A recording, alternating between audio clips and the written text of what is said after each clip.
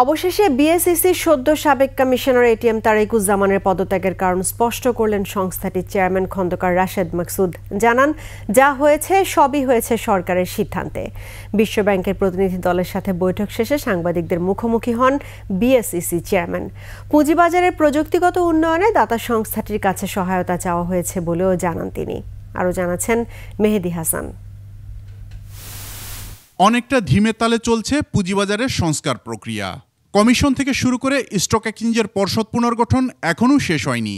এমন বাস্তবতায় 15 সেপ্টেম্বর এক অফিস আদেশে কমিশনার এটিএম তারেকুজ্জামানকে দপ্তরবিহীন করে দেন বিএসইসি চেয়ারম্যান খন্দকার রাশেদ মাকসুদ। এতে 17 সেপ্টেম্বর নিজেই পদত্যাগ করেন তারেকুজ্জামান। সরকার তাকে 3 মাস সময় দিয়েছিল, কিন্তু কেন এর আগেই পদত্যাগে বাধ্য হলেন? সাংবাদিকদের এমন প্রশ্নের জবাবে চেয়ারম্যান জানান, সরকারি সিদ্ধান্তেই এমনটা হয়েছে।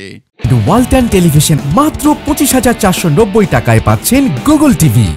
এটা তো আপনার একটা মিনিস্ট্রির সাথে একটা কোঅর্ডিনেশনের কাজ থাকে। জানতে চাই যে গভর্নমেন্ট 3 মাস সময় দিল, আপনি হঠাৎ করে ডাকেন নাই, ডেপুটি প্রেসিডেন্টকে বদলাতে বাধ্য করলেন, এর যুক্তি কি? এটা পুরোপুরি সরকারের সাথে কোঅর্ডিনেশন করে কাজ করতে হয়। তবে কি কমিশন স্বাধীনভাবে কাজ করতে পারছে না? এমন প্রশ্নের কোনো সদুত্তর দেননি তিনি। আচ্ছা, তো ঠিক আছে, আপনাদের আর কোনো কিছু না থাকলে আমরা এখন শেষ করি। বিএসইসি ভবনে সাংবাদিকদের প্রবেশে কেন কড়াকড়ি আরোপ করা হয়েছে, এমন প্রশ্নের জবাবও এড়িয়ে যান বিএসইসি চেয়ারম্যান। আচ্ছা, ঠিক আছে, তো thank you very much. Mehedi Hasan, 21 television, Dhaka.